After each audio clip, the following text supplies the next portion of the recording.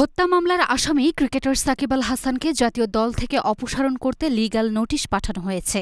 Bangladesh cricket board কর্তৃপক্ষকে এই legal notice পাঠানো হয়েছে। একই সঙ্গে হত্যা মামলার তদন্তের স্বার্থে তাকে দেশে ফিরিয়ে আনতে বলা হয়েছে নোটিশে।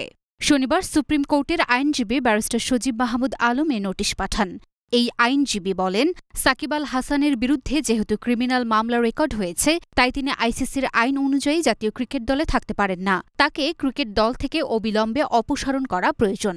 গার্মেন্টস কর্মী রুবেলকে হত্যার নির্দেশদাতা হিসেবে ক্রিকেটার সাকিব আল হাসানের বিরুদ্ধে ২২ আগস্ট ডিএমপির আদাবর থানায় একটি হত্যা মামলায় দায়ের করা হয়েছে। সাকিব আল হাসানকে মামলার ২৮ নম্বর এজাহার নামীয় আসামি করা হয়েছে।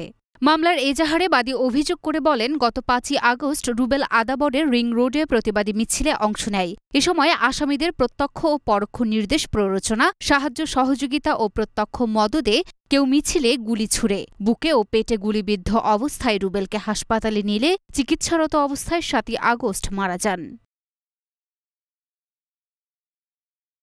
Luna Afroz Nipa, Dhaka post.